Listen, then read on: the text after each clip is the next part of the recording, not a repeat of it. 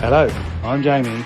Hello, I'm Mark, and it's time for another episode of Through the Garden Gate.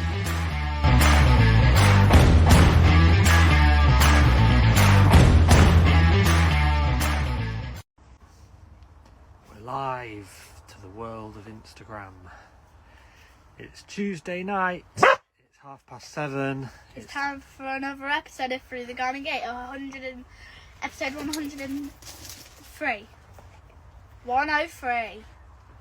Let's get Jamie in. Hello. Hi, glorious Jamie. Oh, glorious Jamie. Thanks, George. That's lovely. It's a good nickname. Oh, very nice.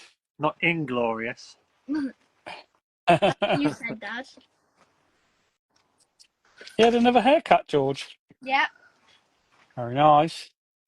Nice and tidy, ready for school. I've just sat down on a wet. You got a wet bum now. Yes. It's going to be like that for the next hour and a half now, isn't it? Been raining a little bit. So I've just been. Our friends have got a new puppy, a puppy Rottweiler, and we take our dogs round there every couple of 3 days to give them a bit of, Bonding. dog training and whatever. And so we take our dogs around there and let them play for a while so it gets used to the dog. And we've just been around there. So Moss and Bramble have been playing with a little baby Rottweiler. Now they're tired. No, well, Moss and Bramble, no, definitely not. They'll go all day and all night. They're fine. But the Rottweiler will be the puppy. She's only 12 weeks old. Bless. Yeah, lovely. Of a little Rottweiler. Yeah, she's beautiful. Remy. Remy the Rottweiler. That's a bit of How's Hamilton, George. George? What? Pay attention. How's Hamilton? He's fine. He's fine. Good. What have you and Mummy just been setting up? We've just been setting up a Hamilton cam. Oh, brilliant. So we got like a little blink light camera. So if you there's an app on my mum's phone that if you click on it and then press go live on the thing, it will show us what he's doing and if his light's gone out or anything before 7 o'clock. Oh, that's good. Also, if you go out somewhere in the daytime, you can just check in on him. Yep. Yeah. Make sure he's not wrecking the house. Oh, yeah. Having some manic parties. The cool thing about it is, if we were out somewhere, like London or Yeah. whatever, we're not actually going on the 14th anymore because the train strike. Oh, okay. So we're Blooming changing trains. the date to the 20th, Dad. Okay. So you might have to cancel the train tickets and rebook them for the 20th. Yep. Yeah. Did you get that? Do it. I'll put it in my diary. And also, the also hilarious thing about it is the blink light. It does two-way radio, so you can speak into the app, and it'll come out the other end. So if he's destroying your lettuces that you planted, you can be like, Hamilton, stop, and he'll be like. Mummy will just use it to talk to you from the kitchen on her phone. Yeah. Yeah, George, she George, will. And then, tea's George, ready. what's the tea,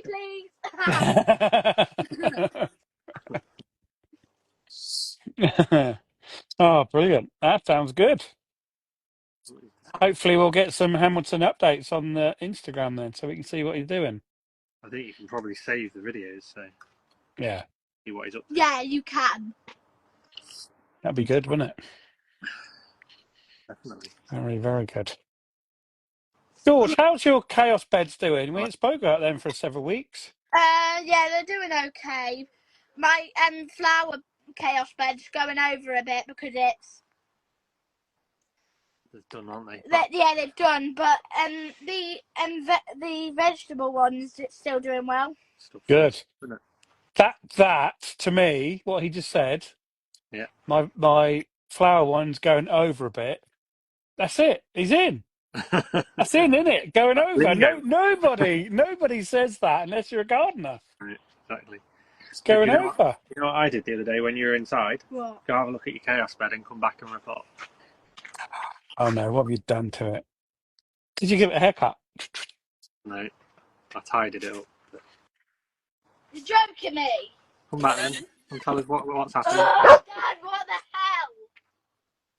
Come back. What did he Why do, did you chop George? everything down? Yeah, but what have I also done? We did it. And I don't know. go have a proper look. You've seen that all the plants have gone.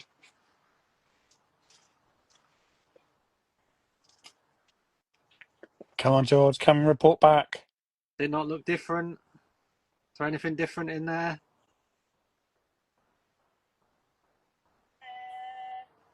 Don't keep us hanging, George. Tell us. Come back. What? I've put new plants in. Oh. Oh. Oh, the baby ones. Yeah, What are they? That's good. zinnias. Zinnias. Oh, Zinnias and sunflowers, good. In amongst your remaining amaranth that was still surviving. amaranth's going And a good, couple of yeah. Holden flowers that were still going. Is it red amaranth? It is. Very red. It's like a beige colour. I can't believe that. I can remember seeing when we had them winds several weeks back, and a few of my big amaranths snapped. Yeah. And then they've all just shot again. So where it snapped, they've all gone whoop, and they're now multi-stemmed from halfway up. They look fantastic. Oh, wow. A good cut and good come again flower then. Yeah, so just when they get so high, give them a little snap off, and they'll just Hey, branch Dad. out and be 10 times better. So, you're going to do your gardening fact then? Gardening fact.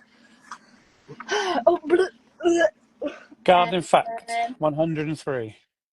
Gardening fact 103, yes. Not quite. Well, we didn't do it on the No. first. Number 20. Yeah. Probably around number 20, yeah.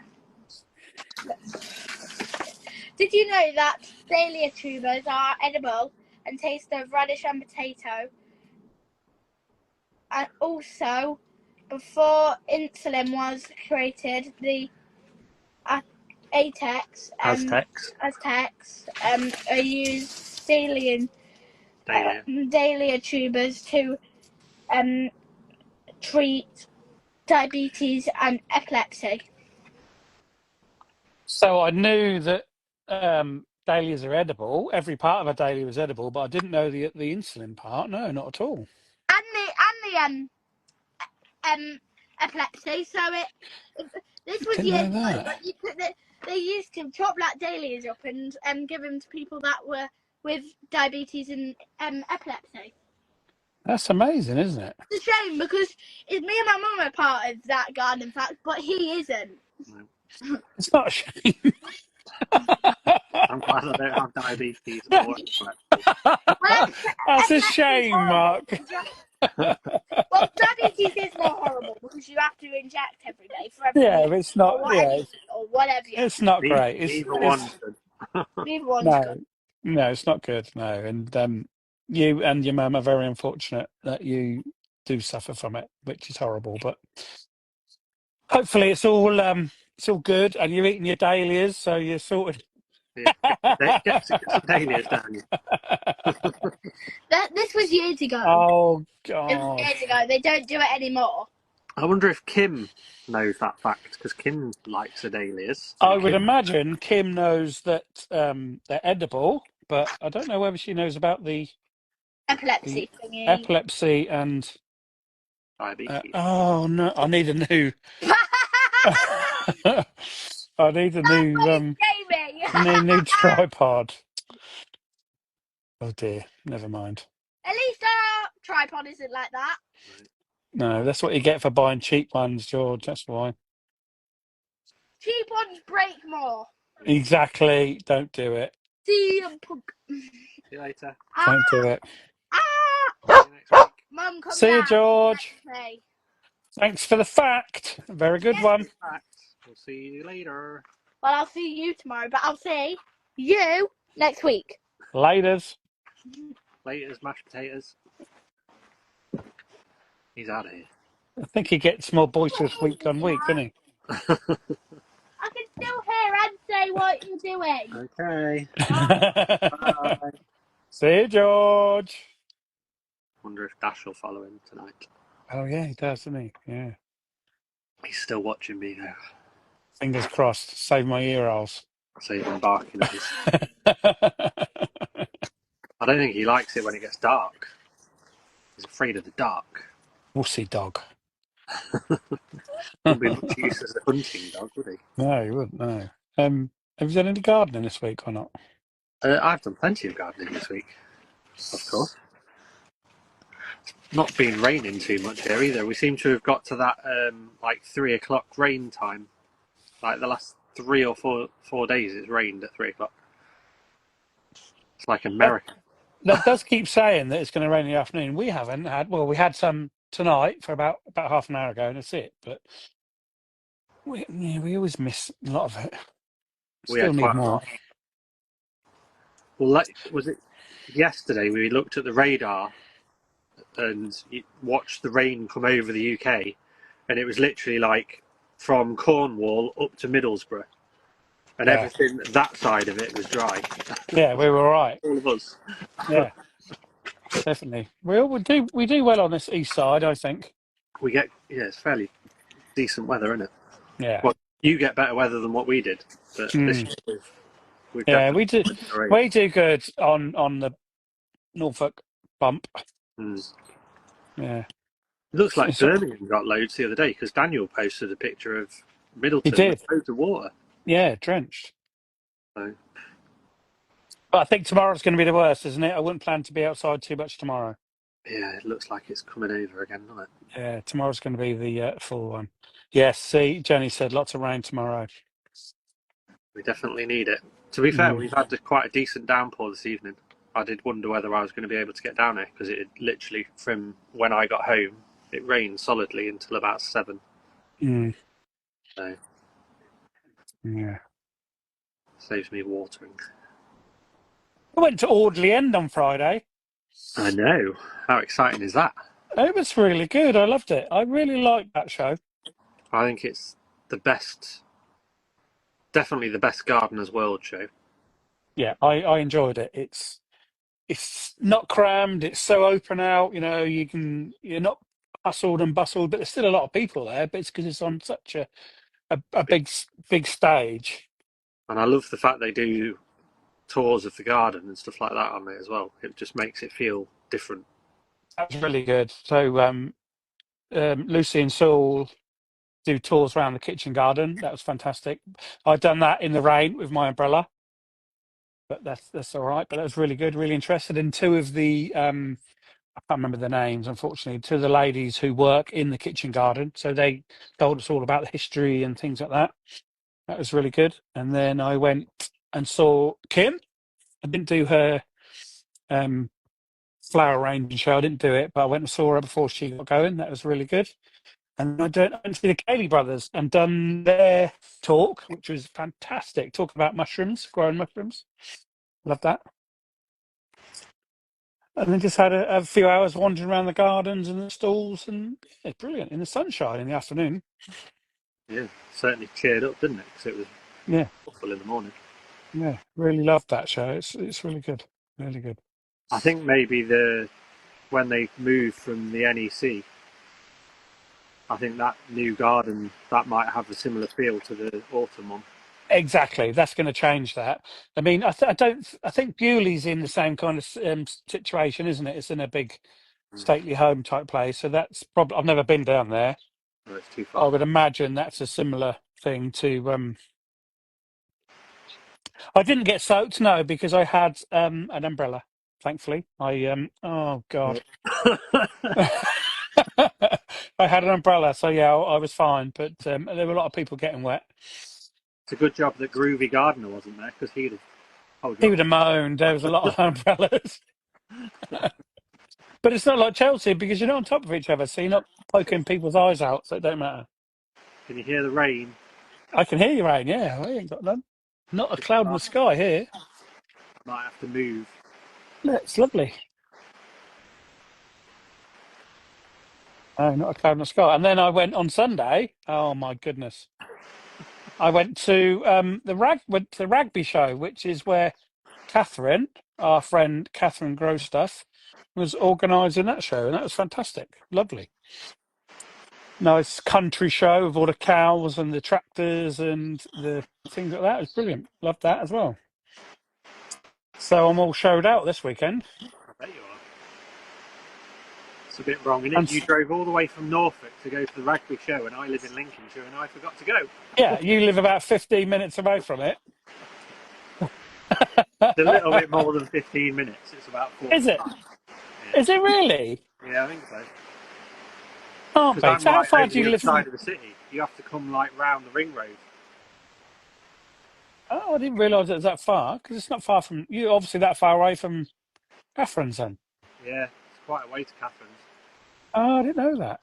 Yeah, it's not good roads there. It's all sort of single carriageways and stuff, so it's never easy to get there. Ah. Oh, yeah. Jenny just said that the Rutland Flower Show was a couple of weeks ago. I heard it was really, really good as well. Yeah. A couple of people said to me it was really good. Quite small, but first year it's not going to be massive, is it? But yeah, definitely next year I think that'll be a goer. It's nice to see new shows starting up. Like you hear Yeah. all this thing of shows stopping and things not being good anymore, but to have two new shows is brilliant. Yeah, that looked. I saw lots of pictures and videos about it. It looked fantastic. Good. Lots of people go. Who we've had on were there. Yep. Matthew Wilson's local show. Yes, indeed. And round the corner Yeah. from the Rutland show. Yeah, very lucky. And Jenny's local show as well, I suppose. Yep. Wisley Flower Show this week. Oh, I'd like to go to Wisley. We said we were going to go to Wisley this year, but it hasn't happened. We haven't. We ain't got down there. Matthew did a good talk. And it's the conversations at Kew this weekend. Saturday. Can't wait for that. That's going to be good. Have you been to Kew before, Mark? Yeah. You have? I can't. I've never been, but I can't wait for that. Really looking forward to that. There's lots of Instagrammers going. I would imagine there will be, yes. But I don't mind. I want to see that. So we'll hear Adam Frost and who else is there? Is it Rachel DeTame? Or Francis Francis. and somebody else. Francis and Adam. Yeah, can't wait for that. Adam Frost came to us at the local film. Oh, that is quite local, isn't it? The Rutland one's quite local for him. Yeah, because he's Stamford. That's right. Yeah, and Nick Hamilton, Jeff Hamilton's son. Yeah, because he's when we went to Matthew's gig, I drove past Barnsdale Garden, which is Jeff Hamilton's old garden. Ah, and that's where Adam Frost started his trade, really, wasn't it, with Jeff Hamilton? An apprentice. Mm. Yes, I was very young when I first went. Very young. Dad said.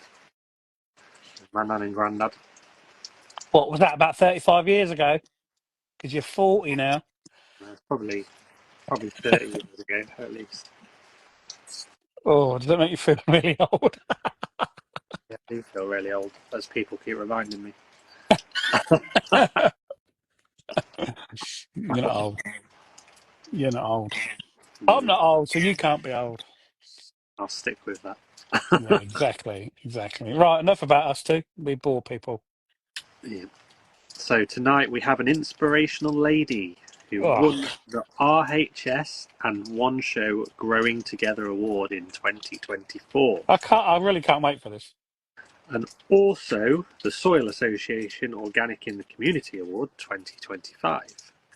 She created a garden from forgotten land and grew a ton, literal, of food with the amazing community. She is determined to inspire as many people to grow as possible. Let's get her in. It's Victoria Holden at Northern Lily. Thank you. I hope I am inspirational now. You've picked me up. I better. Sure, you will not let you down. No, you. Oh, Victoria, you definitely won't. Definitely won't. Not what I've read and heard and listened to. But I'm not going to give it away. I'll let you do that over the next hour or so. How are you anyway? You right? I'm all right. Yeah, I'm really good. Done lots. It's community gardening day on a Tuesday, so it's been really busy and got lots done. So yeah, I always feel really good after a Tuesday. I bet you do. I bet it's absolutely brilliant. I know a couple of people who work in or for or at a community garden. It's always sounds like it's so uplifting. Oh, it is. It's absolutely amazing. And the people you meet from all walks of life, all ages, and just loads of treasure in the community, lots of skills to share. Yeah, I bet. So before we start talking about community garden things, you better kind of introduce yourself a bit more. I know Mark just gave you a roaring introduction there, but just tell us a little bit about yourself.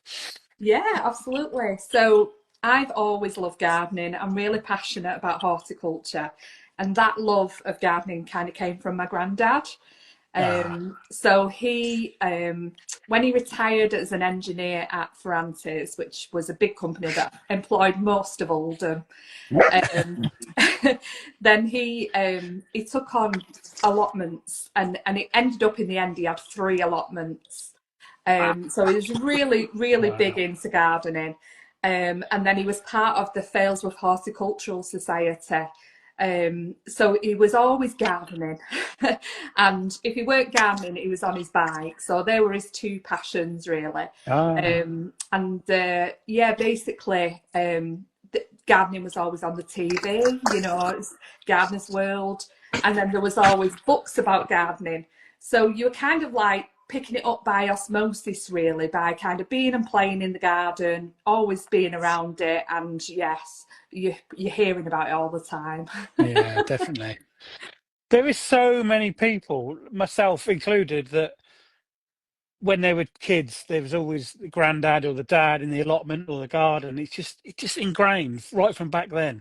I know, and then it makes you realise how important it is for us to share it with that next generation, because they'll be the ones saying, "Oh, it was me grandma. I'll be a grandma one day," or my mum. Yeah. So yeah, you just never know what little seeds you're planting in their heads, really, and what they'll go on to do. So yeah. Yeah, exactly. Yeah. So you say that.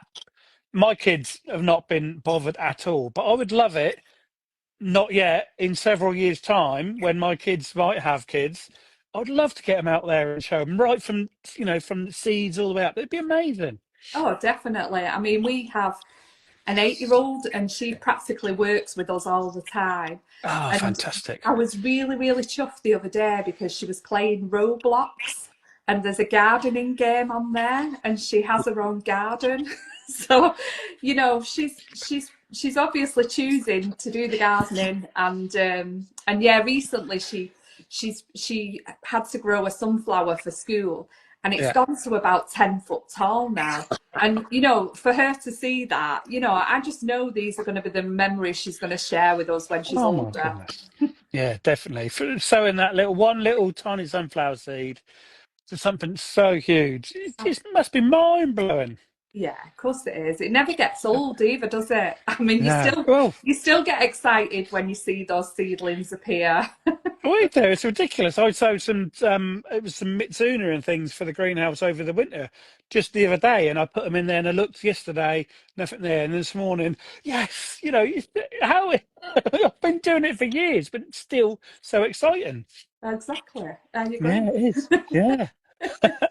So you got all your shall I call it addiction? Is it addiction yet? Oh, 100% addiction. Yeah. I mean. So you got that from grandparents way back when. Yeah. And then I worked for 25 years in youth and community work.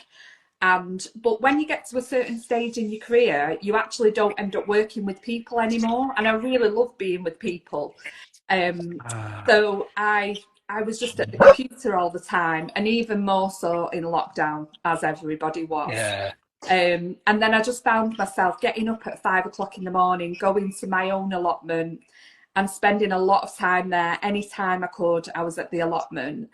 And then it just I don't know whether I had an epiphany, and I definitely had a bit of a breakdown, a bit of both, and just decided, right, I want to work with plants.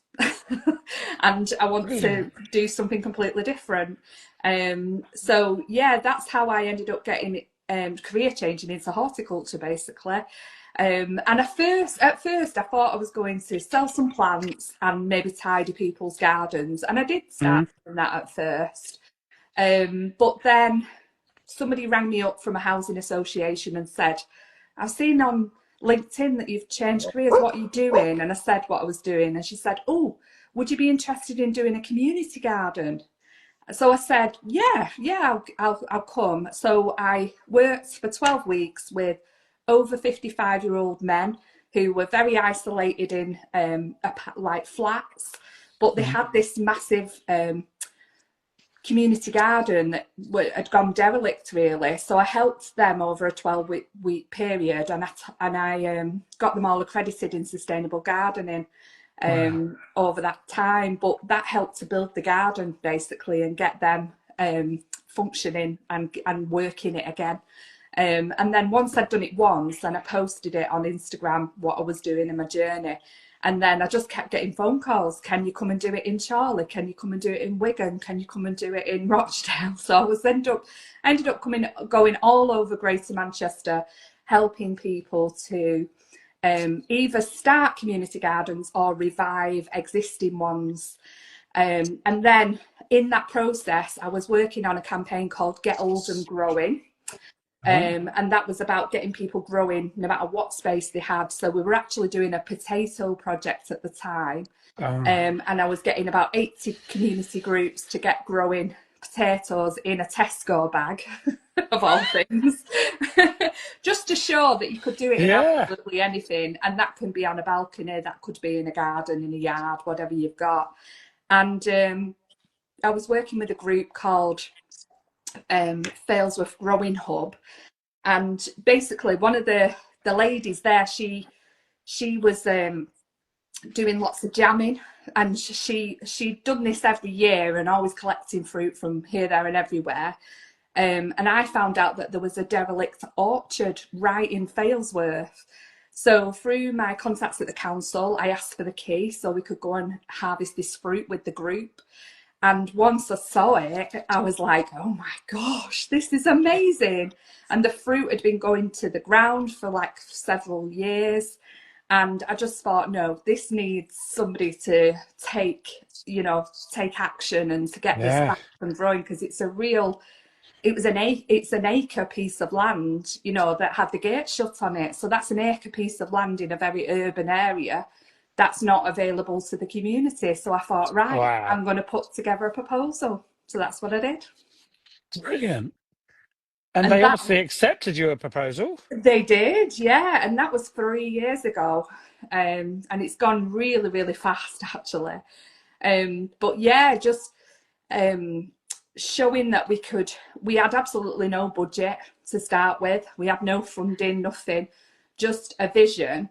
And using all those skills that I'd gained over 25 years in youth and community work, you're good at like connecting with people, connecting with organisations. And I connected with the local housing association that has the largest amount of property in that area. And they put my wish list of what we needed for because we've got an acre site. It's got a community centre on it. It's got 2 40-foot polytunnels. And then it's got a 166 tree orchard on it. Wow. So we created like a wish list of everything that needed doing, from the building to the orchard. And the housing association put that to the procurement chain, who have lots of social value, give back. Yeah. And they agreed to start taking some of these jobs off the list. So we got joiners, builders, we got painters, decorators, and we got a lot done over like 3 big give back days with the housing association and their suppliers, basically. Just trying to imagine what a an orchard which hadn't been touched for 3 years would look like. I bet it's massively overgrown. Yeah, well, it's very, it's gone apical. It's all gone up to the sky, and of Yeah. course, with trees, you can't just go and like lop them all down, because what that'll do is cause a lot of sort of stress growth. So you actually end up getting more growth if you take too much off.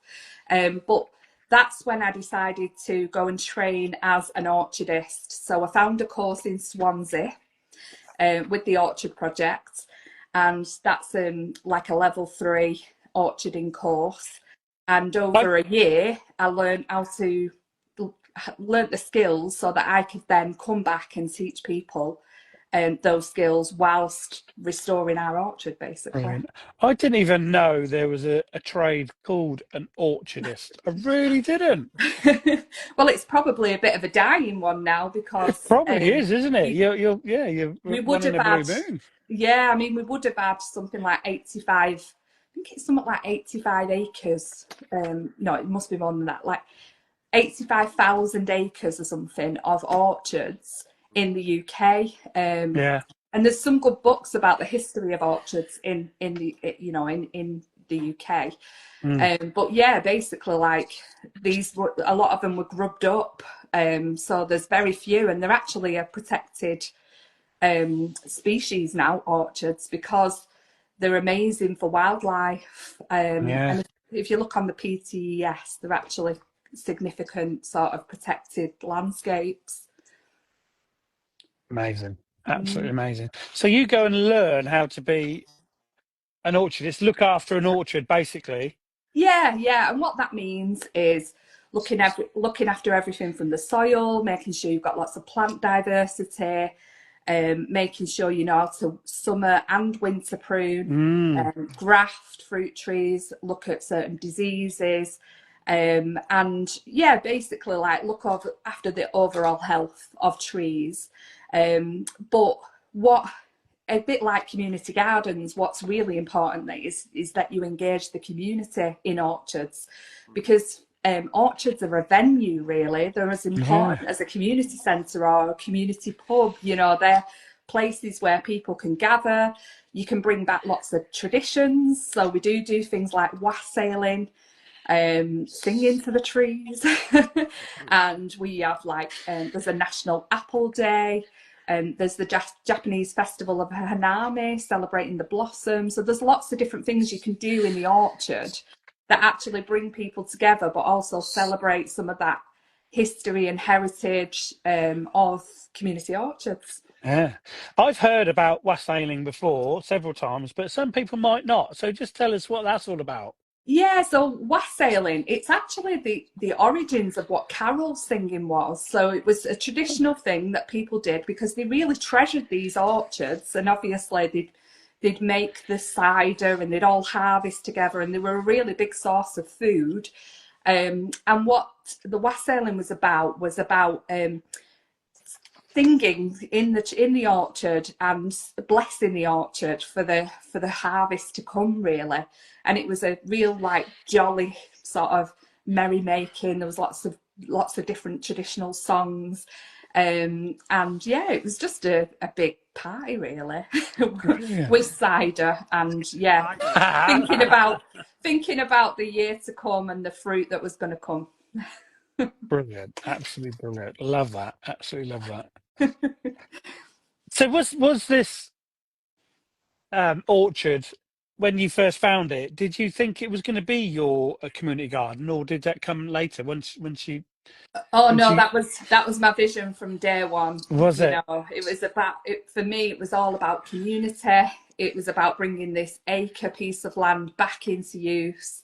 It was about food and getting people excited about growing food locally, and because it's got like a community centre, and it's got it's all gated and fenced, it's a really lovely space. It's nestled between housing and the Rochdale Canal, so it's And then near to that is like the M60 motorway and like the main roads into Manchester. So even though you're in this like massively urban area, when you're at our space, it feels like you're on another planet, you know, Yeah.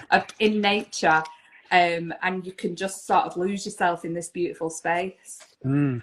I bet, because I live quite rural anyway, so I don't really know. But when you live in a big city like Manchester, there must be so many people who don't have any proper gardens. Yeah, and like especially like Manchester is massively growing, and sort of all space is really at risk. So I think for me, over my lifetime in that very area where we are, I've seen the M60 motorway take out massive pieces of land. Most of the farms that I grew up near, because even though we were in a sort of urban area, we were on the edge of it, so we had like farms, and we still had a farm shop, and then we had a national country park. So I always felt like I'd grown up in quite in not an urban area really, and a lot with nature. But seeing the destruction of that over my lifetime, I know how precious these little spaces are, and if we don't protect them, we're going to lose them, and once you've lost them, that's it. Yeah, definitely. Mm. So it must have been a big hit for you when the council said, "Yeah, go for it. You can have it." Yeah, it was absolutely amazing, and it was about proving ourselves as well, showing that we absolutely could do this and we could make it work. So yeah, I feel like I've proved it time Brilliant. and time again, really, and really showed what is possible. So were the polytunnels and the growing space already there, or did you set them up? Yeah, so it was a neglect. So it had been neglected for several years. So the polytunnel's structure were there, so the frames were there, but all Right. inside was just all rubbish. I mean, we took tons and tons of rubbish off the site. There was no like staging. The skins of the polytunnels all needed replacing. They had no irrigation. Like look, it was just I could see like the structures that were there, but obviously it was in a bad way. Yeah. And then so you got all the like you said earlier, you had all the different trades come in, which was amazing, and get it all sorted out. And then how did you go about getting the actual people to come from the communities? Wow. Well, using all those skills I've developed over a lot of years, it's about, Yeah. being a good leader, showing a vision. So I used to take people around the site and say, and this could be that, and that could be this, even with nothing being there really. And Yeah. get people excited about what this could be. But also, we kind of called out to the community, because as I said, there's treasure in our communities. There's lots of people with lots of skills, and you just need to sort of go out there and ask people. Yeah. And in that sort of asking people, what could we do together? We were really focused on sort of enabling other women mainly who had skills in the community to set up like enterprise on our site. So a lady called Alison, she wanted to set up a therapy goat business. In a day job, she's a special and educational needs support teacher. So she wanted to use these goats as part of her work, but also, sort of get more community engaging with animals. And yeah, basically we went on a whole journey with her of, getting the suppliers from the housing association to come and bring their joiners and bring wood and build us a goat shelter. And then we had to collectively all fundraise for the goats. So we did like crowdfunding, and we did like little days where we'd sell cakes and different things, and help her to raise the money she needed to buy the goats. And then we had a lady ride down the canal, and she ran a bike library about 20 minutes away from us. And she came down, she's called Marina, and she was like, I want to run a bike library here. Could we do that? So then it was just working out like what space she'd need. And she managed to get some funding for a 20-foot shipping container. which we had, on a very muddy day, which was a bit worrying, bringing in this lorry with a shipping container and placing it where it needed to be, and getting my friend with a tractor to come and like move all the, all the mud that was in the way to make the, the space, and making sure we had a hard standing. So I've learned a lot along the way about a lot of things. But yeah, for me, it was about activating our community and the people that were already there and the skills. So just to cut it short, really, we've got now several enterprises that run on our site. So we have therapy goats, we have a paddle sports centre that's British canoeing accredited, we have forest school, we have a nutritionist, we have obviously me who does horticulture and orcharding. And we have, who else do we have? Oh, we have Green Creations that work with over 65s and do lots of art in the centre. And then we have everything in between, like people come and hire it for specific events, or we might run events for the community, everything from sort of holiday activities to gardening. We do lots of gardening, obviously. So yeah, it's just like a real space where collectively through all this community, we're all able to care for it and make sure those gates are open 6 days a week. And we wouldn't be able to do that otherwise. So it's great because everybody's winning. The landowner's winning because that's used and being maintained. The community are winning because we've got lots of activities and interesting things going on in the neighbourhood. The community's also winning because it's bringing people from all walks of life. So there's lots of people meeting people who would never have met before. And yeah, just really, and Antonia's reminding me, she's just started doing herbal remedy workshops as well on our site. So yeah, it's just an amazing space of kindness and creativity, and and obviously keeping it sustained as well is very important, and that's where the enterprise side comes into it. Incredible. Thank you. If you build it, they will come. Oh, absolutely. It's just amazing. Like, I mean, over the school holidays, we've had like 70 people per session come in. And it's been a bit overwhelming, I'm not going to lie, because managing that amount of people on site, comes with its challenges. And just reminding everyone, that they need to keep the children supervised because we have got a pond and things like that. But, it's been amazing. And it's, as I said, like, I just can't believe like what we've created really over 3 years. And the community we've created, because we feel like part of a massive community now of kindness, and it's just great.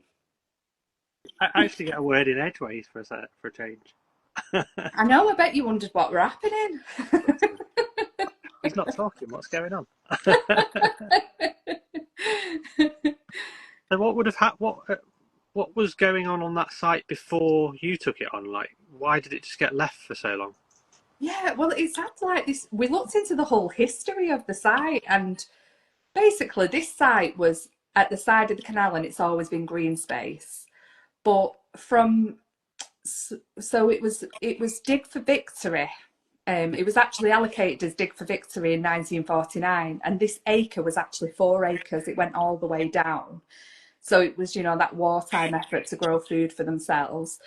And then from about 1970, I don't know what had happened, but then it ceased to be community allotments, and then it just became overgrown. It was just like brambles for a long time. And then from basically a community group as part of the canal restoration, so there was like a 20-year period where it was like this brambly area, the backfields people used to call it. And then the canal restoration happened because the canal had been filled in from about 1960, 70 onwards, and it was only restored in 2006. So as part of that canal restoration, that's how the orchard ended up getting there, because a community group with a local councillor sort of campaigned to, make something of it. So yeah, then they planted 166 fruit trees. So I've never really got to the bottom of, you know, why they did that or what they were thinking. You know, was it for a commercial orchard or what was it? Why did they think about that? Really bizarre. Yeah, and then, so we're really lucky that we have a 20-year established orchard. And then after that time, I think the community group really progressed and they sort of had the fences built and the community centre put on there. And then it was, for a long time, probably about a decade, it was a site for adults with young people with learning disabilities. So it was part of MyoCare. And they used to have it as like a day centre, but they teach lots of skills on this site. So it's got like a really long history in the community, and a good one, but it seems to have had a history of keep falling in and out of dereliction. Definitely. So yeah, it's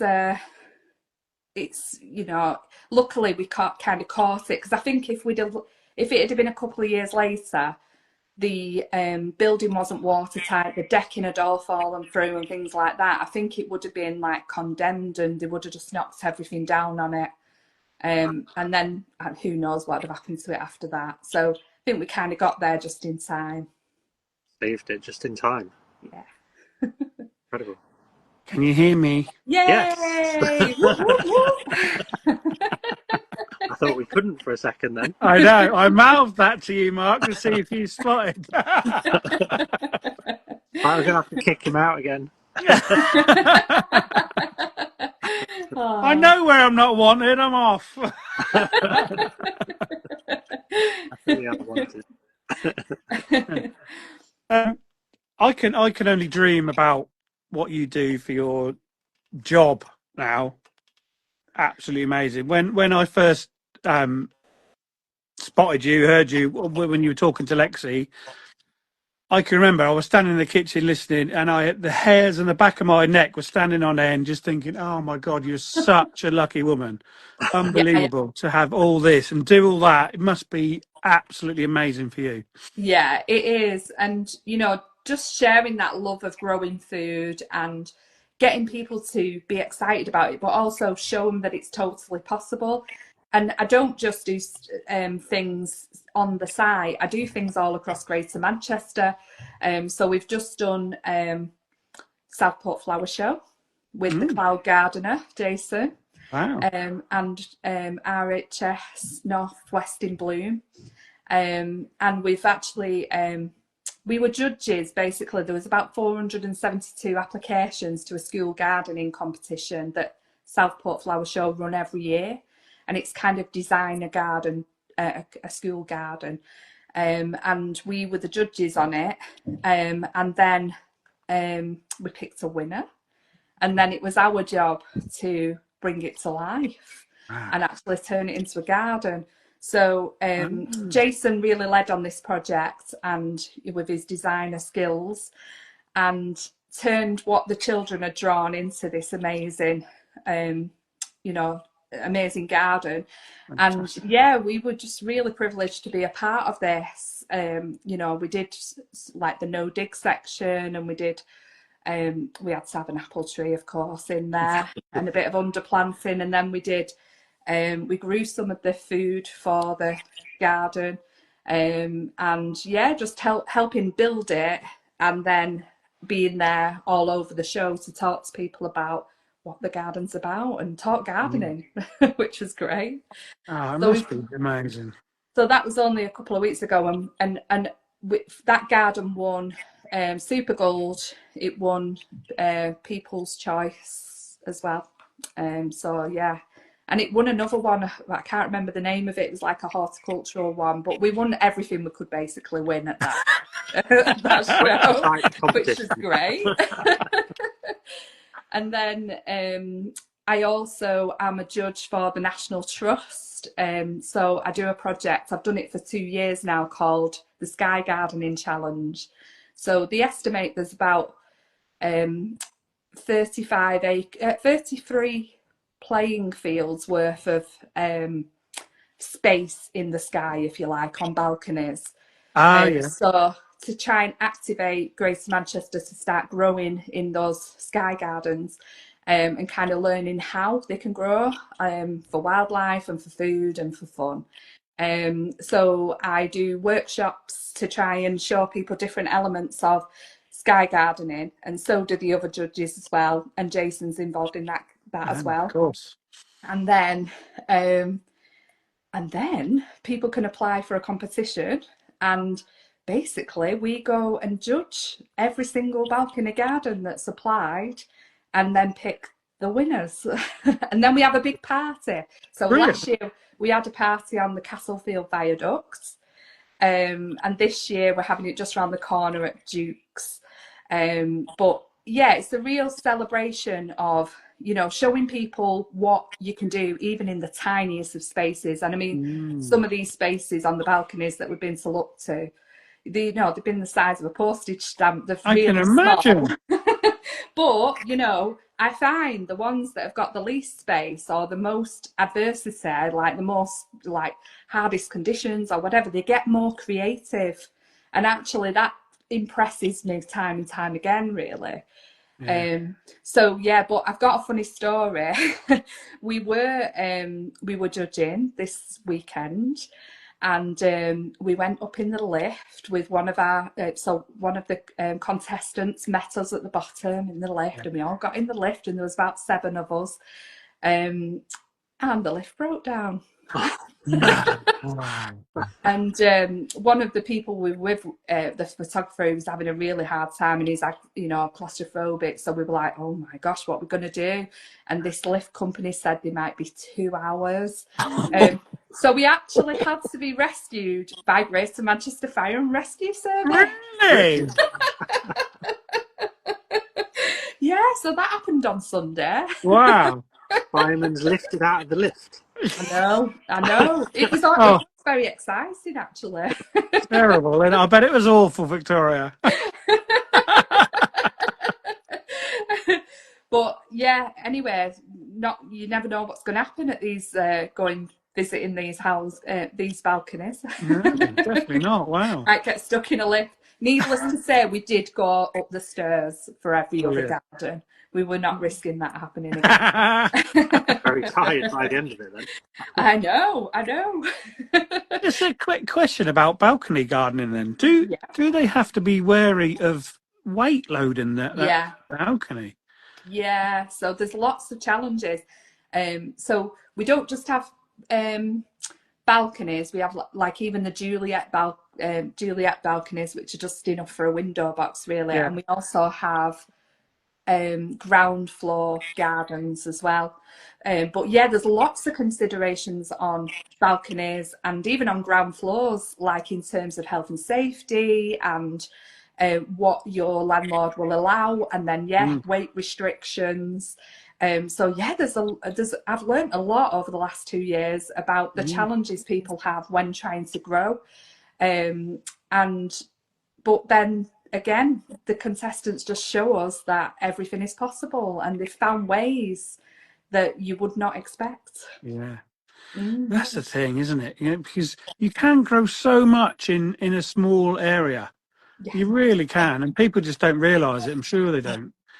Yeah, definitely. And it's not just about, we don't just judge like how the garden looks, or we even have a one pot category, so it can be a one pot. We don't just judge that, we judge the contestants' journey and progression and what they've sort of learned from it as well. So it's really interesting, and it really shows, you know, that what that competition is trying to do is to get everybody growing no matter what space they've got. And it's always a joy to do that project. Yeah, I bet it's so interesting seeing what different people can do with the same space but in different places. It must be amazing. Yeah, absolutely. Yeah, lots of veggies up there in the balconies. Yeah, lots of food being grown. That's we do have an urban garden category, and yeah, we've had some really interesting takes on that. I can't give too much away. I'm trying to not like reveal anybody.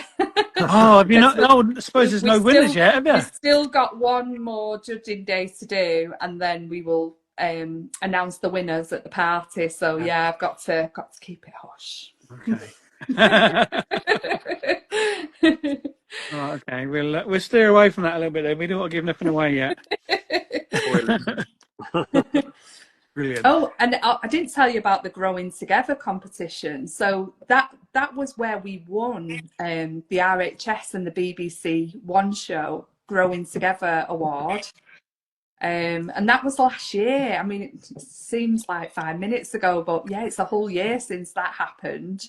So this is your community garden we're talking about now. Yeah. So somebody sent me a link to this competition, and I just didn't think much of it, and I just was like, I had a little read of it, and then as soon as I started reading it, I thought that's describing our garden and what we're about. So I was like, all right then. So I applied, and I just did not think anything of it. Didn't ever think we'd get shortlisted, because it's a national as well, since so I thought, loads of people will be applying.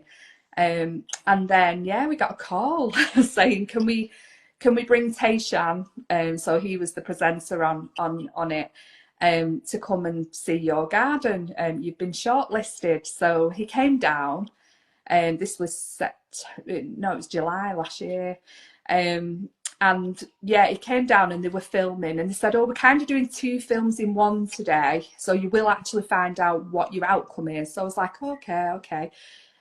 So we did, I showed him all around the garden and talked about it, and we did lots and lots of filming, and then we sat down to have some lunch, and he said, can I get all the volunteers together, we're just gonna just have a chat. And then we got everybody together, and he had this basket in his hand, and obviously they're filming, and he said, I'd like to announce that you're the RHS and BBC One Show award winner. And then I started crying because I was just so in shock, and I just did not expect it at all. So then they had to refilm that part. So the bit that you see on the telly, I've still got a bit of a red face, but at least I'm not fully crying. Wow, that's absolutely fantastic. Yeah, but it was amazing. And then obviously we were on the TV a lot, and they were showing our garden, and sort of showing the other amazing contestants as well. And I've been lucky enough to meet one of the London entries, and she's so lovely, and what they've done is amazing. And then they asked, could we come on BBC Morning Live? So I've actually been on BBC Morning Live a couple of times now, and one doing a gardening segment with Mark Lane on. Mark, Mark's been on here with us. Has it? Oh, he's awesome, isn't he? Yeah, lovely. And also showcasing some of our work around the King's Coronation orchards as well. So we've actually done a piece with them on that. So it kind of led me to going on the telly a lot. And then it was just a bit of a whirlwind, really. But it's been great actually, because we've had so much exposure, and that's led to lots more opportunities, and obviously our garden's become really, really popular with 70 people per session coming. So it's just been it's amazing to have that kind of recognition, but also that helps to sort of propel you as a project forward as well. So it was really, really good. And then that year I was really, really concentrating on the amount of food that we could grow, because obviously through 166 tree orchard you get a lot of fruit. So we really are focused on sort of capturing the fruit, making sure we weigh it all, and we give our food away. So we actually want people to taste what good food should taste like, that's not grown with pesticides or fertilizers, and get people excited about fresh fruit and veg basically, because it always shocks me the amount of preventable diseases that there are that are coming from the food that we're eating. So for me, you know, a lot of processed food and stuff. So it's about, for me, really showing people not just how to grow food, but how to enjoy it as well. Yeah.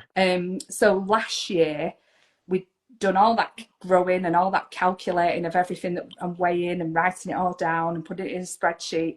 And we calculated that we grew over a ton of fruit and vegetables, and eggs because we've got chickens, and honey because we've got a beekeeper.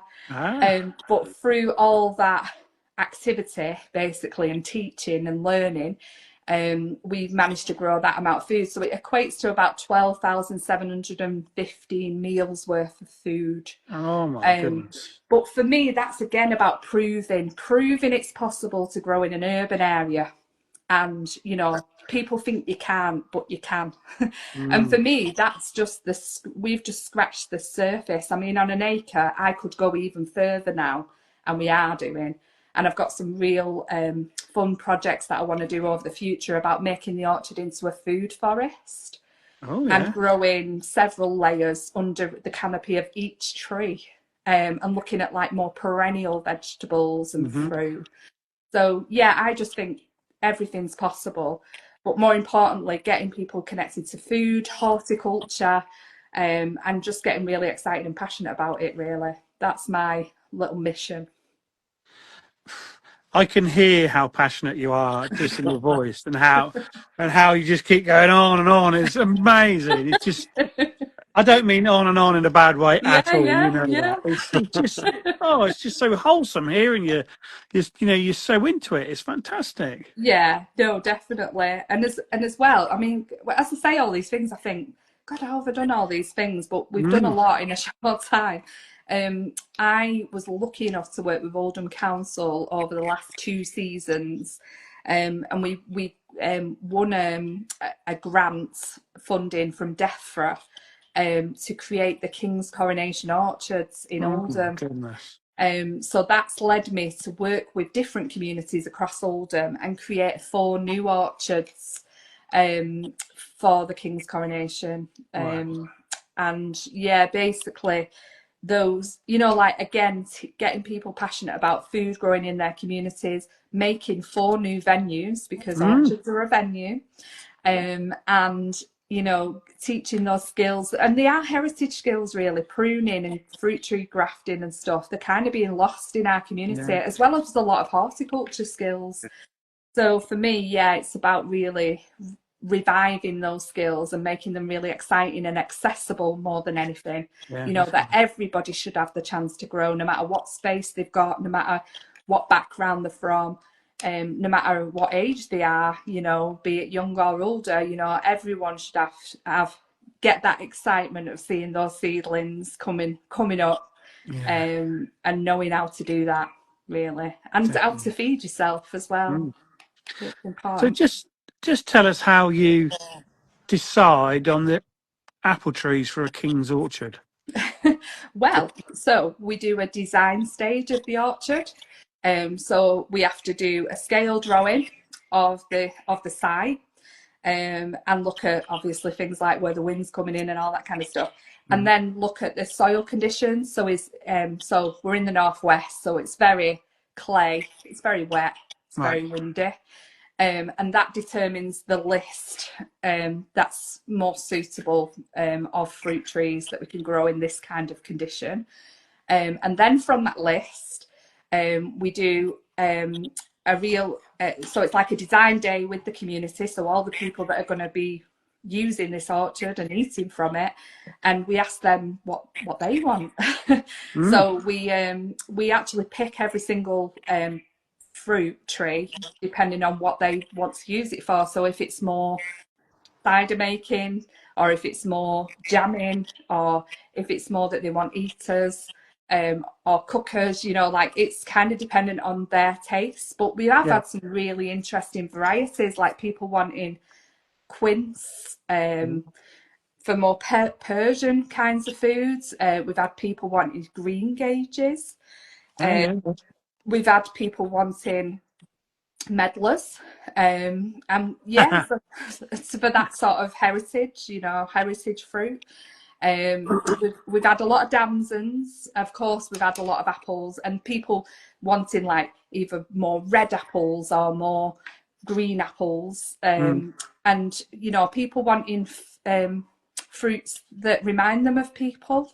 Wow. And so names of people, and in one orchard they were like, we want a Williams pear because my dad was called William. So yeah, they've actually got to choose all the trees for their orchard.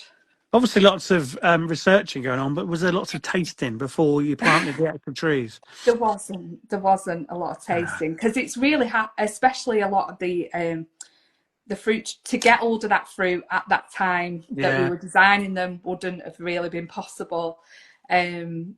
But yeah, I mean, where they were available at our orchard, they could come down and have a taste. And a lot of the people that we met, helping them design their orchard and plant their orchard, so they had to physically be involved in planting all those orchards as well. And everything from, digging. Sometimes it was like compacted hardcore because we're in the middle of an urban area and that was once a factory.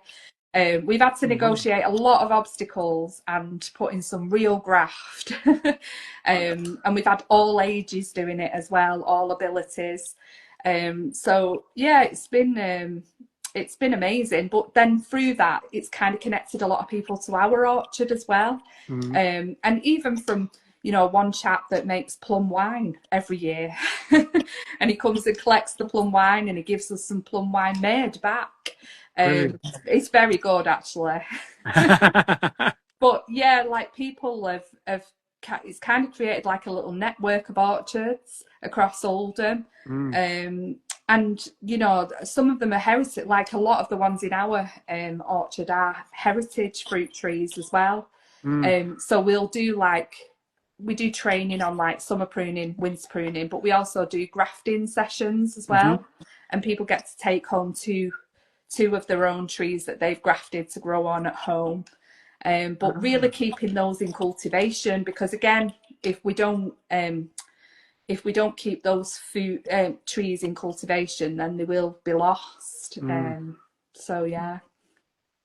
So with it being the King's orchards, have you had any feedback from him? Well, we haven't from him directly, but as part of our treat for winning this award, we actually went to visit the King's residence. So we actually went over to Highgrove. I nearly forgot the name of it then, but I've got a bag behind me with Highgrove. So we went to Highgrove with our volunteers, and we got to spend the day there, and we met their head gardener, Grania, and we got to see all the parts of the estate that people don't normally get to see, including their orchard. So yeah, it was really, really good. So we haven't met him. He was busy that day, unfortunately, but we saw his house. Does that count? Oh yeah, definitely. Did you ever peek through the window? Yeah. They keep you well away from them. We did get a photo of the house, actually. We got a photo. But we actually had afternoon tea there as well, and we sampled some of the foods that they sell in their shop, that they've, like some of the jams and stuff coming from the orchard. So yeah, it was really good.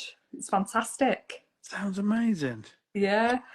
And we are actually going to be working with the King's Trust on an upcoming project, actually. So I think we'll have that connection forevermore now. Brilliant. I was just about to say, what's up and coming for you at the moment? Oh, well, the main thing now is the last, the sort of autumn and the sort of all the jobs to do in our own community garden and orchard. And then we have a project of building a wetland area. So when I was doing the community orchard in one of the places called Granby Street, there was this natural like dip in the land, and it's about 2-acre dip, and the community orchard is just at the top of the hill, if you like, and it looks down into this big dip. And basically, when some new housing was built and the playing fields was built, this land was sort of like created into a bit of a natural wetland, because that's where the water flows. Yeah. But it needs a bit of work on it. It's very it's just like one big, it's like a 2-acre piece of land that's in a dip, if you like, and then it's got a path going through it, so people do walk through it, but it's kind of nothing. It's just like it's boggy in the winter, and but it's like bog. It's not actually like wetlands like it should be. It's got no designated pond areas, and it's just full of yellow flag, which yellow flag is amazing for wildlife, but it's got nothing else. There's no plant diversity or anything like that. So we are actually working on that with Oldham College and the local councillors and the King's Trust as well. So we'll be working with lots of young people, which I'm very excited about, actually, to get young people aged 16 to 25 passionate about horticulture and proper grafting. You know, we're going to get them digging and planting and getting muddy and wet. I'm quite excited about that. And then we have another project. So as I said, we're next to the Rochdale Canal, and we've got a project from one bridge to another, which is quite near our site, to clean up that area and to create some fruit roots and pollinator patches and some signage as well, because along the canal takes you to a lot of different things like Moston Brook Country Park, and then our site, and there's a walking group that goes on there, and there's lots of different activity kind of on the canal, and of course the paddle sports centre. So what we want to do is create some QR codes and some really nice natural signage to direct people to information really about what goes on that canal. And also it's an SSI, scientific Triple SI. Yes, that one. I don't know what it stands for. Something about scientific interest or something. Something science interest. So we've got like a rare species of water plantain on that site as well. So yeah, just making people aware of things like this, but also doing lots of activities. So we're going to be creating we've been doing lots of paddleboard litter picks. So getting people out on the water and cleaning the canals. And then there's going to be a lot of work to create like floating islands with different species of water plants that can help clean up the canal. And we're going to be working with a company called Aqua Plants, and they're like 30 years experience in water design. So we're really excited. We're doing 2 very water projects now. But it's all horticulture, and it's all about, you know, getting people restoring really and conserving like habitats in their community. So will it be a lot of the community from your garden coming with you, or are you hoping? I know you said about the kids coming in, the young people.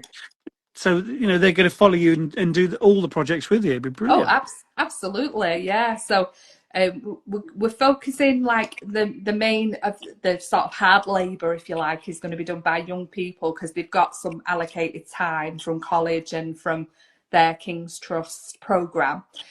So that's going to be great. But then also people from our site and people from the local community as well, and even getting like the local history group involved to give us some of the information that can go on the landing page of the website that then can connect to the QR codes, and working with a digital company to set up all that. So yeah, it's going to be a really interesting one, actually. It sounds amazing, and you know, it sounds even more amazing when I listened to you with Lexi about a month ago. But I know we never stand still, really. No. And we've just won the Soil Association Organic in Communities Award, and it is Organic September at the moment. So it's a nice one to share and celebrate. But yeah, it's basically because of all that work around growing food, teaching horticulture, bringing diverse communities together, building orchards, all that kinds of stuff. That's won us that award, and it's a really hard one to win. And I Amazing. know Jamie, what's he called? He has lots of tattoos. Nettles and Oh Petals. petals. yeah, nettles and Yeah, petals. Nettles and Petals. He won the Gardener of the Year at that same award ceremony, so I got to meet him. Yeah. But yeah, it's a really, really good award, and especially the Soil Association, because for me, it's about people getting passionate about like the soil and the diversity. I mean, and that all goes into your stomach and your brain, you know. So it's really, really important that we grow with nature in mind, because that is what feeds us. Yeah. So, you know, we want people to care for not just, you know, the people, but the plants and the species around and the water. So yeah, we really do care about the planet. But I think what we want to show people is there's practical ways to get involved in your local community if you're passionate about climate and you're passionate about change. You know, too often we hear, you know, a bit of doom and gloom and everything's going to pot, but actually we show you how you can take practical action in your community. Yeah. And what we're finding is a lot of people, like I've got about 30 people coming in 2 weeks from Growing Manchester, and that's groups from all across Greater Manchester coming to learn what we've done. And then obviously taking that back to whatever spaces they've got, be it community gardens, be it ginnels, but all about growing food in Greater Manchester. So yeah, we just want to really, I think first of all we wanted to prove ourselves and show what is possible and prove that it is possible, and now we want to sort of spread that knowledge as far and wide as we can to get other people activated, because all those little actions add up to massive changes, and it's something that you can do, and it's something that's achievable, and it can make a massive difference, really.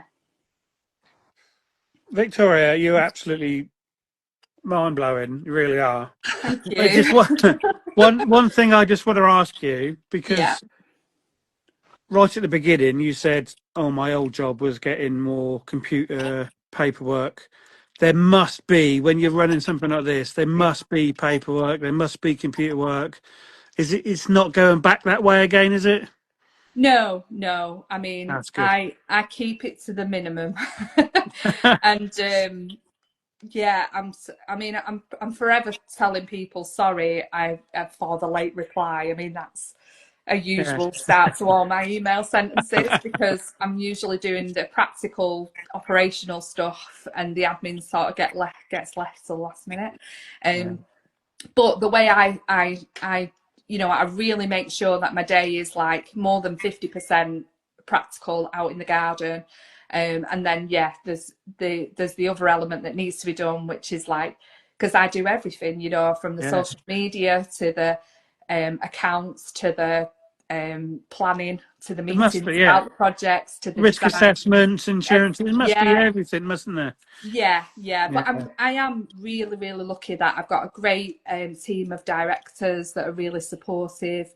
And then I've got my husband he runs the paddle sports centre and the forest school element as well. So he actually works with me now, which is great. And I have just an amazing family who just all back me in this, and they can see what I'm doing and how it's benefiting everybody. So yeah, they're just really, really supportive. And my brother's a tree surgeon and my son's a tree surgeon, so I've called them in a few times, and I get lots of wood chip and what have you. But yeah, just everyone's really, really supportive of what I do, and there to help when I need them. All I have to do is holler, not just to my family, but the community that we've created as well. Honestly, all I have to do is ask, and people are there to saying, "How do you want me to help?" And that is incredible. Don't let it go back to something that you don't like doing again, because it sounds like you love it so much. Yeah, absolutely. Boost to admin. I'll get a PA one day. Exactly. That's what you need. Somebody who likes doing admin and paperwork. Let them do it. Yeah, that would be great. Just so we've got a few minutes left, if you're right. I just want to ask you, for all us veggie growers, what's happening in your polytunnels and garden now and through the winter? Yeah, so we've already started sowing our brassicas and stuff that's going to overwinter and feed us, you know, sort of through the spring and hungry gap. We've just cleared out all the tomatoes and harvested them because they were kind of just going all over the place and they haven't been as looked after as they should be. So I was just like, this is a mess. I don't like it. So we cleared all those out this week, and we have lots of chilies still. And what I do, because we grow about 18 different varieties of chilies, just for the joy of like everybody who likes learning how to do it. Although it does make the African women laugh because they're like, I can't believe you have to do like 6 steps in the UK to grow a chili when all we do is throw it on the ground, and we've got like chili trees that over and the perennial there as well. So yeah, we're going to give those all away to people to overwinter. And they can, have chilies coming. I mean, last year when we did it, we were getting chilies in like beginning of April, and quite a good amount as well. So yeah, that's quite fun. And then what else is happening in the polytunnel?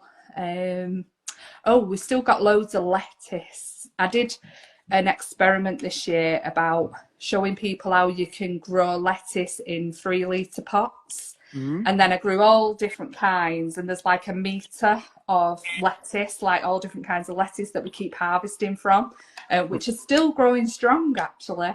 But there are a few bolting, and I think we might have to harvest a lot and kind of give them all away soon. So yeah, that's what's happening in the polytunnel. Fantastic. Sounds like you need a tortoise. Yeah. Although we've got chickens, and they like them. If you hang them upside down, and they like pecking at the lettuce. But yeah, I can tell you, my polytunnel is never not got food growing in it, no matter what time of year. I always make sure we are, when one thing's ending, we've got that succession. So yeah, definitely. And as well, showing people that you've got to continuously keep growing, and even in the depths of winter, you've got stuff to harvest. Kale's my favourite. Oh, I love it. Just great. And don't you think when it's got the frost on it, it actually tastes better? Yeah. Yeah, that's a fact, isn't it? Brussels and kale and things. If it gets frost on it, there's a hornet buzzing around. That's why I keep looking at it. Buzzing around my outside light, and it's about that big. And I'm thinking, you stay over there. Don't get stung on alive. Oh no. Hopefully it's not an Asian hornet. No, it's not. There's a nest somewhere. Every night we see hornets trying to get in through the window, but they're not Asian, because when they're on the other side of the glass, you can get really close to them and say, no, that's not a yellow-legged one. That's all right. Yeah. So the mantra is, don't put the garden to bed. No. Not like people used to. No more. No. So much we can grow through the winter, especially if you've got polytunnels. Yes, definitely. And I mean, and we've got big whopping polytunnels, and I've invested in some of those veg trugs as well. And they're great as well for like making it really accessible for people with, back conditions and things like that. So yeah, we've got loads of food. So that's even better. You got a veg trug in the polytunnel. Yeah. Is that like a line of them with the cover on the top as well? No. Right, okay. I suppose if you had the cover on, that'd be even warmer in there, wouldn't it? Yeah, I suppose so. But yeah, I mean, in the winter, I grow stuff that likes the cold. Yes, yeah. So it's fine. I don't have to protect anything. Apart from dahlias, they do get protected. They get fleeced, and yeah. Definitely, if you're on clay soil up there. Although I've never tried eating them, as George was telling us about eating them. Maybe I'll have to try that. Try it, yeah. Definitely can eat every single part of a dahlia. Yeah, it just probably would take ages to peel them, wouldn't it, if you're doing it like a potato? I think you have to scrape them a bit more, like if you have ginger. Oh, right. Scrape them like ginger, yeah, definitely. Right. Well, we'll have a try. I'll let you know. So it's 5 to 9. It's time for your lightning round of questions. Is that all right? Yeah. So, Mark. Squeeze you in. First one is your favourite band or artist. Oh gosh, Lauryn Hill. Nice. Oh, yeah. It's my era, isn't it? It's every young girl was listening to Lauryn Hill as a teenager. Definitely. Good choice. In the summertime, are you a cuppa in the morning sun or a cold drink as the sun goes down? I'm an early bird. I'm a cuppa in the morning. Early bird Mm. catches the Yeah. worm. No Prosecco in the evening, then? No, I'm probably in bed by then. Knackered. I'm not surprised at what you do for the middle of the day. Next one, flowers or edibles? Edibles. Gotta be. Beach or forest? Forest. Choice. Apple forest. What's your go-to emoji in a text message? Crying laughing face. A tilted one. Yeah. To That's be it. honest, that's all I ever do in real life anyway. I'm always laughing. I don't, just chuckling through life. Why not? We should all do that. We'd all be happier, Yeah. definitely. If you could only have one snack for the rest of your life, what would it be? Apples. Fresh from the tree. Oh, absolutely. There's nothing better. There's nothing better than just picking a fruit and biting into it. Like, Amazing. I think the amount of people that have not had that pleasure is I know. absolute craziness. I know. Yeah. I know. It Apples. always gets me when kids just are like, can I eat that? Yeah. Like, You're going to poison me. yeah. I bet you see that lots, don't you, with the kids come in, from living in the city. Yeah. But then you see like kids absolutely like devouring plums and their parents going, oh my God, they would never eat that if I bought that. And I'm like, yeah, because it's a world of taste.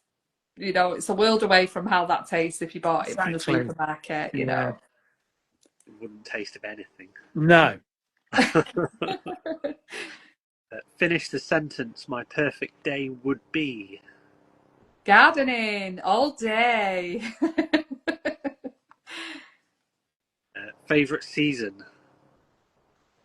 I like autumn, actually. There's a lot going on in autumn. Yeah. I tell you what, don't we, Mark? We get lots of autumns and lots of springs. Not many summers and winters. Right. I don't think we've ever had a winter. No, never had a winter, but there's not many summers either. It's normally autumn or spring. The changing seasons, isn't it? Yeah. Yeah. Definitely.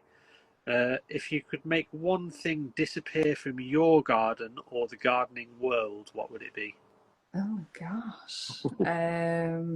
Horsetail. I'm with you on that one. Blooming stuff. Although you can use it as a foliar spray, so it has got use.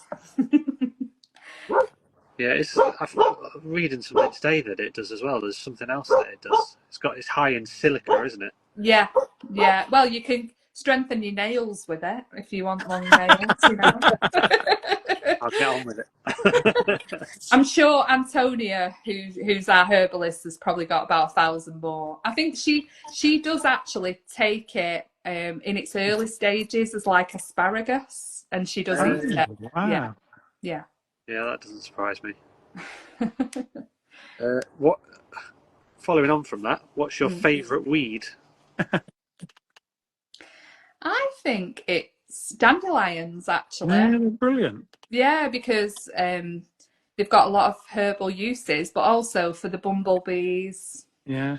They're that early flower, aren't they? Yeah, definitely. I tell you what, we walked across because we got a horse field, and Teresa and I walked across there this morning when someone's coming up, and they're all out in the seeds, and you could see them just like thousands of dots of these white. It looked amazing, absolutely beautiful. Yeah. Yeah, it's really nice. I like a dandelion. Dew on it or something. It looks Yeah, quite possibly. Yeah. Garden visit or plant shopping trip? I think I've really enjoyed going to RHS Bridgewater in Manchester. It's like Salford, actually, more Salford than Manchester. But yeah, it's a lovely day. If you get the chance, come. Okay. I've been once, but I'd love to come again because it is Yeah. beautiful. Yeah, it is. It's amazing. I've only ever been to Manchester when Liverpool were playing them.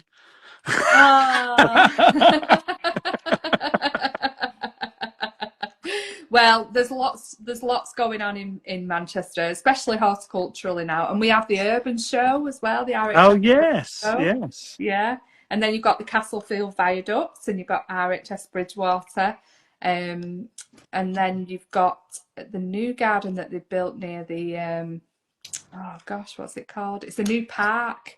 That's where the urban show was, wasn't it? Next to that? Yeah, it's right next to that new park, but it's amazing. I think what's it called? Tim Massey, is it? Something He like designed that. it. Yeah, that sounds familiar. Yeah. Yeah. Lots of regeneration in Manchester.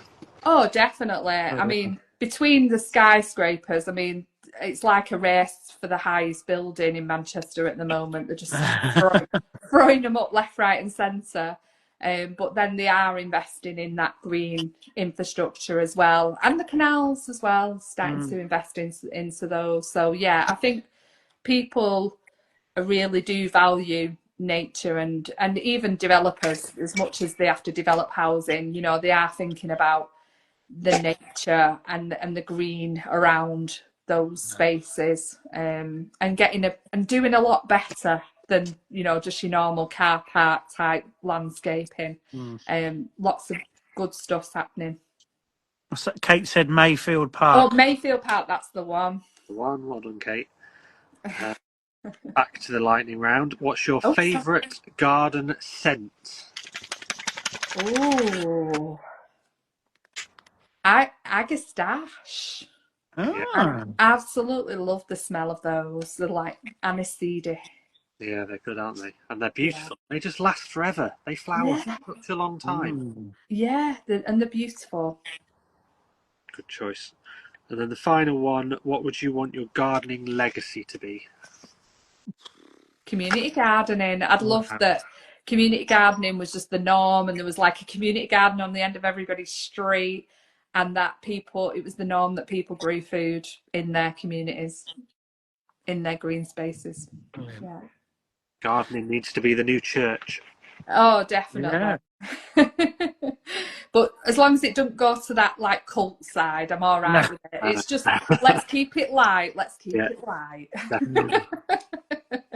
Well, Victor, I think you've already set your gardening legacy. It's done.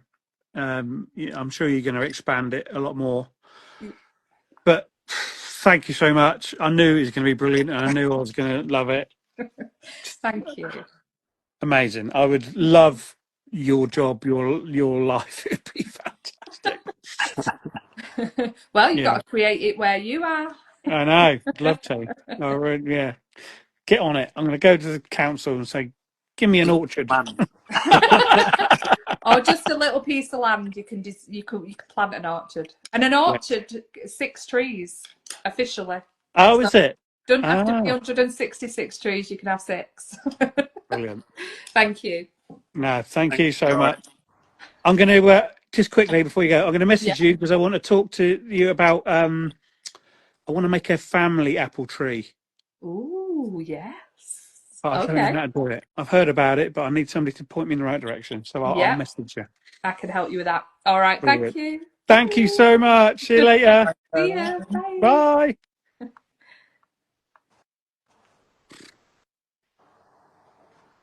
So inspirational. So, oh my God, everything.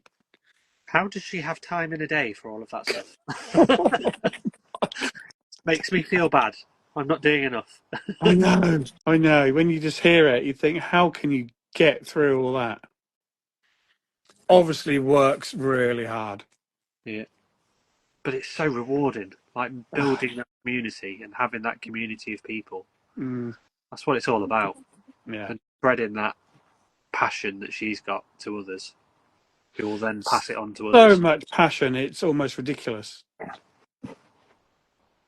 crazy. What a lovely woman. Absolutely lovely woman.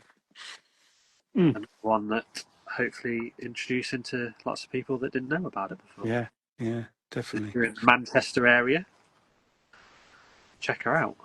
Check her out and follow her. Her Instagram handle is Northern Lily. UK. And UK, and you can see everything she does in community garden on there, and everything else. My goodness, she doesn't stop. Go watch. Sorry. I'm even going to buy a new one of these or some duct tape. Yeah, fantastic. I really enjoyed that. Excellent. Another fab guest. Yeah. It's just such a shame she's so far away. The Dash is there. He was sat on my knee for most of it. I did see him, yeah. He's obviously scared of the dark, isn't he? Yeah.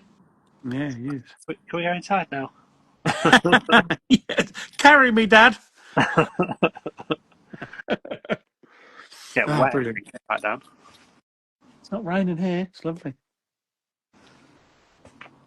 Just started to boil her. Oh, well done. Got so many tomatoes in here that need harvesting. Oh, yeah, I need a good harvest at the weekend on Sunday.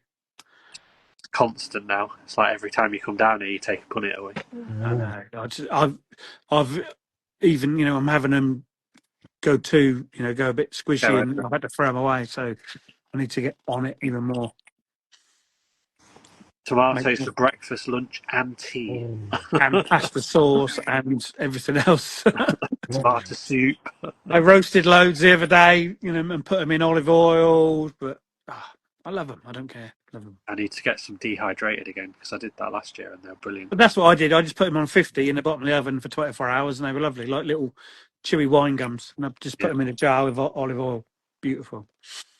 And chuck them in the freezer as well. That's another way to do it. Freezer. I was in the freezer the other day, and I found 2 crushed hearts from last frozen solid. I just put them in whole. Oh yeah, and it's absolutely perfect. I don't know what they'll be like when they're defrosted. I'll have to have a look. How is your Malabar spinach doing? I can't keep up. Oh, mine is absolutely massive. Massive. Let's see mine. Is it in there? It's just poking out the top of the tomato. Yeah. Mine's flowering now, and I even think it has little black berries on it, Mark. Yes, I think it does. Mine's got blackberries on it now as well. Yeah. You see that? It's that. Yes, yeah. They've got tiny little pink and white flowers on. Yeah, like spikes. Yes, you can grate frozen tomatoes. That's why I put them in the freezer. Remember now, yeah. So you let them just soften up a tiny bit, and you can grate them. Yeah, you're right. Like straight into a dish. Yeah. I'll try that. That's a good tip. I'll have to do a bigger one. Yeah, harvesting of tomatoes is needed desperately. Right, loved that. Enjoyed that. Sorry, my sound went funny halfway through. Your headphones died or something? No, I could hear you perfectly. Absolutely perfect.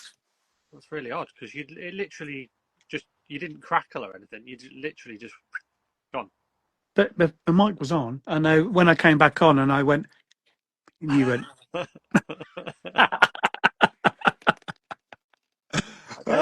Again. I don't want to kick you out and starting lives again and all of that. Oh dear. Right, time to go. Right, see you all next week. Thanks for tuning in. See you later, everybody. Thank you so much, Victoria. And thanks, Mark. I'll see you soon. See you later. Hello, mate. Bye.